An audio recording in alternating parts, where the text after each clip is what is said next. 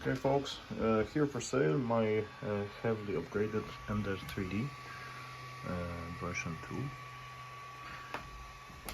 As you can see, it has a BL touch sensor which basically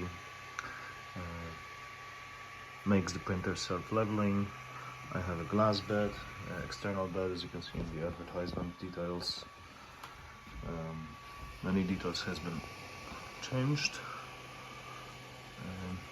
Yeah, works like a dream. As you can see, I just started a 3D print here of these crates. They're quite cool for batteries.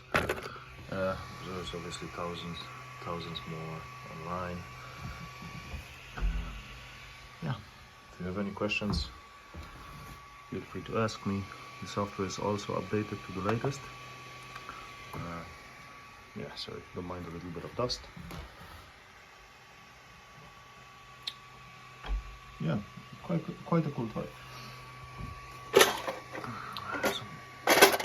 Some keys, some spare parts, an extra e-vacuum kit, the spare bed, as I mentioned earlier on, gold ring, some connectors, also full set reel of PLA, quite a good quality stuff, vacuumed from G-Tech.